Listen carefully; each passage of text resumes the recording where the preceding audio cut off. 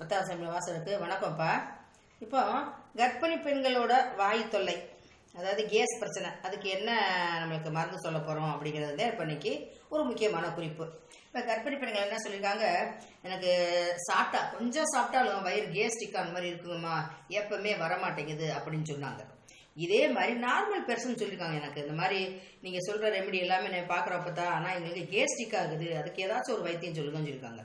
இப்போ 2 பேருக்கும் சேர்த்த ஒரே மருத்துவம் தான் இதில். நான் கேஸை நம்ம எப்படி ரிலீஃப் பண்ணணும் அப்படிங்கிற மாதிரி தான். அதுலேருந்து நம்ம எப்படி விடுதலை ஆகிறது, அதுக்குள்ளே ரெமெடி தான் நம்ம பார்க்க போகிறோம்.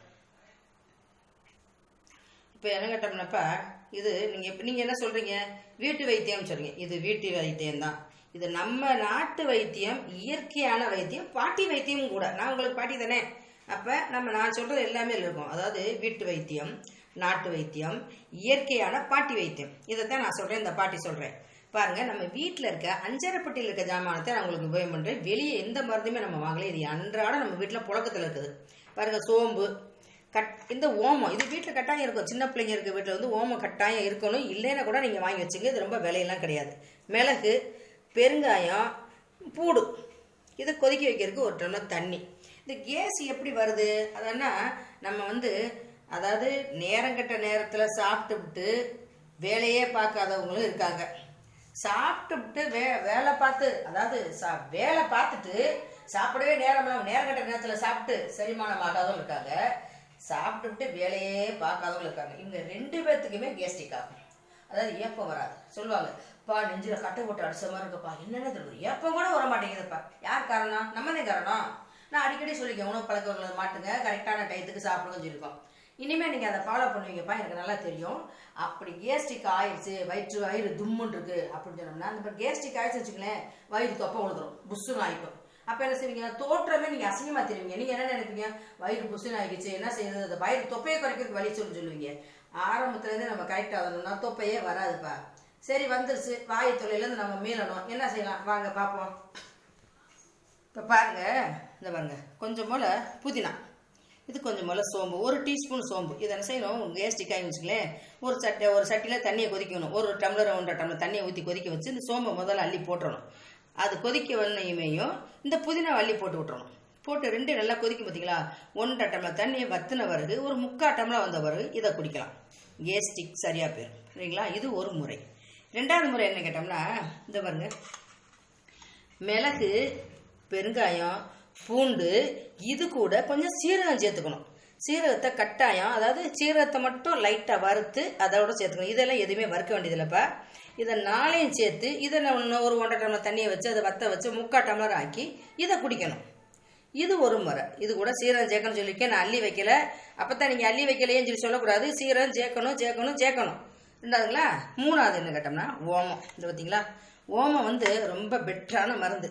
இது 3மே, இதில் எதுவுமே நீ அது வசதி இது வசதி அப்படின்னு சொல்லி எல்லாமே பெட்ரு.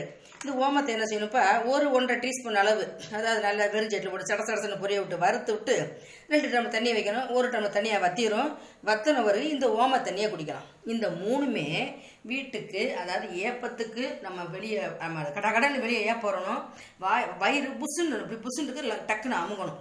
அதுக்குத்தான் இந்த ரெமெடி பூரா சொல்லியிருக்கேன். இது பூரா நல்ல மருந்துகள். இதை செஞ்சு பார்க்கணும். இதோடு என்ன செய்யலாமா, நீங்கள் என்ன பண்ண தெரியுமா, நான் சொன்ன முறையை நீ பயன்படுத்தணும்ப்பா. கரெக்டாக நேரத்தில் சாப்பிடணும், சுடு தண்ணி குடிக்கணும்னு சொல்லியிருக்கேன். நான் காலையில் என்ன குடிக்கணும், நைட்டில் என்ன குடிக்கணும்னு சொல்லியிருக்கேன். அப்படி குடிச்சு ஃபாலோ பண்ணிட்டீங்கன்னாப்பா இந்த கேஸ்ட்ரிக்லேருந்து நீங்கள் தப்பிச்சிடலாம். அதோடு நான் அடிக்கடி உங்களுக்கு என்ன சொல்கிறேன்னா, ஜங்க் ஃபுட்டை நீங்கள் கட்டாயம் தடுக்கணும். நொறுக்கு திணியை விட்டுறணும் கட்டாயம். அதை வெளியே இருந்து வாங்கிட்டு வருவீங்கப்பா, ஒரு பை நிறைய ஏதாவது டிபார்ட்மெண்ட் ஸ்டோர் இருக்கும், என்னென்ன வாங்கி நினைக்கணும்னா பொறாதீங்களா வச்சுருவீங்க. அப்படியே என்ன செய்வீங்க, செல்ஃபோன் பார்த்துக்கிட்டே நொறுக்கி சாப்பிட்டு இருப்பீங்க, டீ பாரு. அப்போ நேரங்கட்ட நேரத்தில் நொறுக்கு திணிகள் சாப்பிட்றது நம்மளுக்கு கேஸ்ட்ரிக் உண்டாக்கி விட்டுருதுப்பா. இது ஒரு பெரிய தலைவலியானது. சாப்பிடுங்க, நான் வேணான்னு சொல்லலை. அளவுக்கு மீறினால் அமிர்தமும் நஞ்சுன்னு சொல்லியிருக்காங்க. உங்கள் உடம்பு, நீங்கள் அதாவது சுவர் இல்லையே சித்திரம் இல்லைன்னு சொல்லுவாங்க, உங்கள் உடம்பை நீங்கள் பாதுகாத்தீங்கன்னா இந்த மாதிரி வியாதியெல்லாம் வராது. இப்போ நான் சொல்லியிருக்க அந்த மருந்துகள்லாம் உடனடியாக 3ஐயும் சாப்பிடணுமான்னு கேட்காதீங்க. இது 3 வகை மருத்துவம். இதில் எதை செஞ்சாலும் உங்களுக்கு பயன்தான்.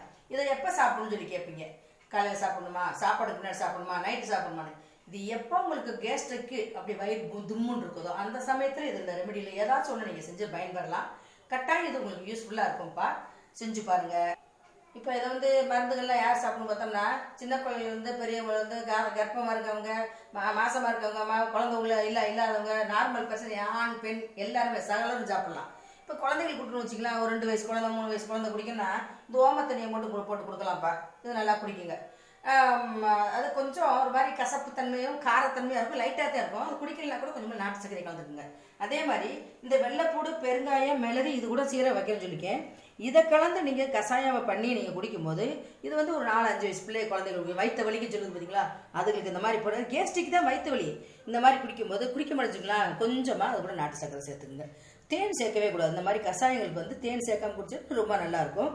இல்லை குடிக்குதுன்னா குடிச்சவர் வாயில் பூண்டு சர்க்கரை அள்ளி போட்டு விட்டுங்க. நான் மருந்து சொல்லியிருப்பேன், கேஸ்ட்ரிக்கு இது பெட்டரான மருந்துன்னு நான் சொல்லியிருக்கேன். அதனால் நீங்கள் யூஸ் பண்ணி பாருங்கள்.